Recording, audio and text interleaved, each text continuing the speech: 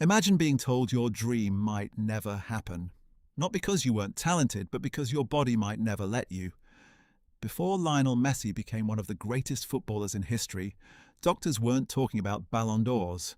They were worried he might never grow properly. At just 11 years old, Messi was diagnosed with a growth hormone deficiency. His treatment was expensive, far more than his family could afford. And suddenly, the most gifted player anyone had ever seen in Rosario wasn't fighting defenders. He was fighting time.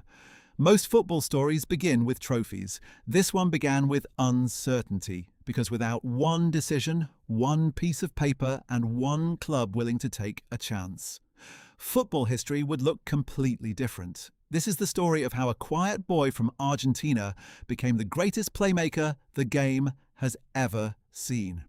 Lionel Messi was born in Rosario, Argentina in 1987.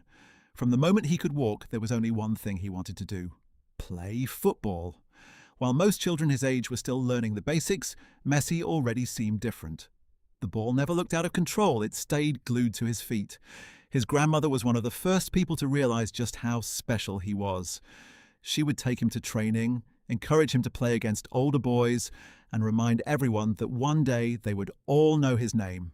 Years later, Messi would often point to the sky after scoring, a tribute to her, but just as his dream was beginning, everything changed. At just 11 years old, Messi was diagnosed with a growth hormone deficiency. Without treatment, doctors feared his body wouldn't develop normally. The injections he needed weren't optional, they were essential. The problem was the cost. The treatment was estimated to cost around $1,000 each month, which was far more than his family could afford. His local club, Newell's Old Boys, wanted to help, but even they simply didn't have the money. River Plate admired his talent, but they couldn't guarantee they would pay either. For the first time in his life, football wasn't about ability, it was about opportunity. A dream that depended not on what Messi could do with a football, but on whether someone was willing to believe in him. Then, thousands of miles away, one club heard about a tiny boy from Argentina, a club that was about to change football history forever. In 2000, everything came down to one opportunity. Barcelona invited Messi to Spain for a trial. He was just 13 years old, incredibly talented, but also incredibly small. Many wondered whether he could ever cope with European football. Messi didn't answer with words. He answered with the ball. Within minutes of watching him play, Barcelona's coaches knew they were looking at someone extraordinary. His balance, close control and vision were unlike anything they had seen from a player his age. The problem wasn't convincing the coaches, it was convincing the club. Negotiations dragged on, and Messi's family began to fear the move would never happen. Then Barcelona's sporting director, Karl Rexach, made one of the most famous decisions in football history.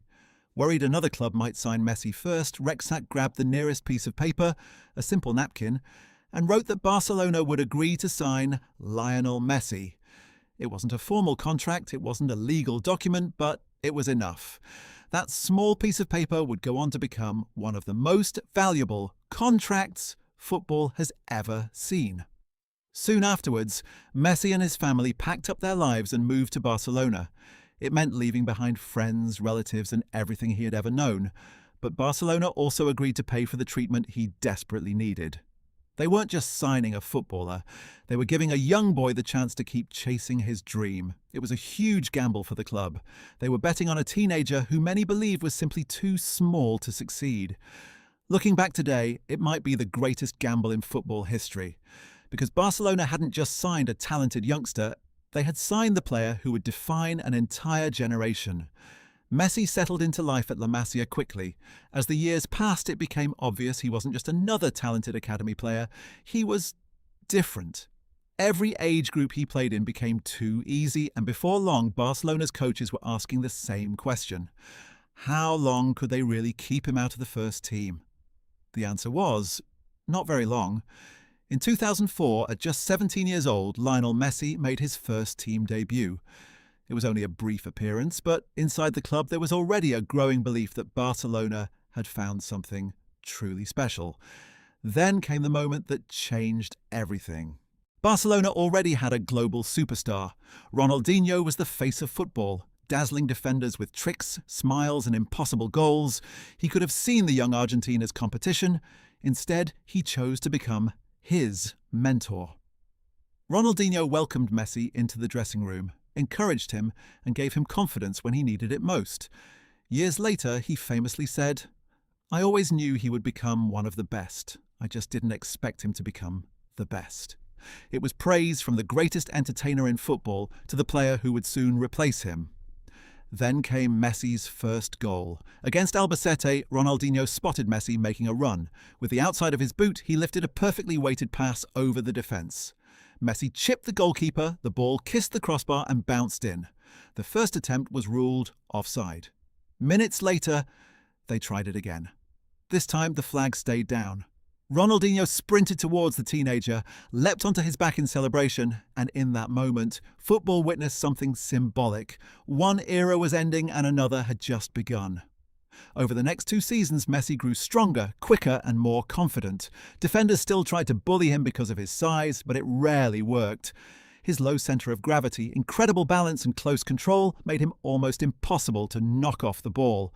Barcelona had taken a chance on a small boy from Argentina, and now that boy was becoming impossible to stop. But as gifted as Messi was, his greatest years were still to come. Because one man was about to build a team that would change football forever, and at the centre of it all was Lionel Messi. In 2008, everything changed. A new manager arrived at Barcelona, a former player with a radical idea. His name was Pep Guardiola. What he built wasn't just a team, it was a system, a philosophy, a machine. And the key to it all was a decision that would redefine Messi's career forever. Guardiola moved Messi into a new role, the false nine. No longer stuck on the wing, Messi drifted into space where defenders couldn't track him and midfielders couldn't stop him. It looked simple, yet it wasn't. Because now Messi wasn't just beating defenders, he was controlling entire matches. Pass, move, receive, destroy, and repeat. Barcelona became unstoppable. Xavi, Iniesta, Busquets. A perfect system built on impossible understanding. And at the centre of it, Messi wasn't just the best player on the pitch, he was the system. In 2009, Barcelona won everything. La Liga, the Copa del Rey, the Champions League, 6 trophies in a single year, the sextuple. No team had ever done it before, and no team has truly replicated it since. Defenders knew what was coming, and there was just nothing they could do to stop it. When Messi received the ball, the game stopped being normal football, and it became survival. Although Barcelona dominated Europe, another story was still unfinished. The story of home, of Argentina, of expectation. For all his success in club football, with Argentina, the weight was different. He wasn't just a player, he was a promise, and promises are heavy. In 2014, Messi led Argentina to the final of the World Cup. One match away from immortality, but it slipped away. Germany struck. The trophy was gone. Messi stood alone with the golden ball, and while the World Cup stayed out of reach, then came more pain. Copa America finals, 2015, 2016. Now, they both lost. After the 2016 defeat, Messi did something that shocked the world. He retired from international football. "It's not for me," he said. But the story wasn't finished because Argentina wasn't done with him. And he wasn't done with Argentina. He returned. In 2021, everything finally broke.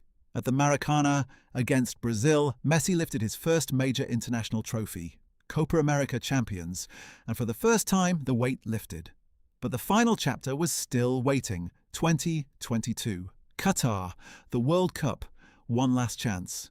Argentina fell early, then came back stronger. Every match felt like destiny being rewritten in real time. And then the final versus France. Chaos, goals, pressure, penalties, pure tension. And in the middle of it all, Messi never disappeared. When Argentina needed him most, he delivered.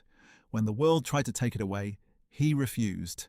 And when the final penalty was scored, history finally bent in his direction.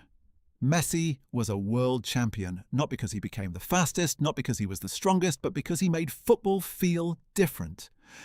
Lionel Messi didn't just break records, he redefined what was possible. Over 700 goals, countless assists, moments that didn't look real even when they were happening. But numbers were never the point. The point was the feeling, the way he could take a broken play and turn it into something inevitable, the way defenders knew what was coming and still couldn't stop it. Football had seen great players before him, and it will see great players after him. But there is only one Messi. And in the end, the little boy from Rosario didn't just reach the top of football, he changed what the top looked like.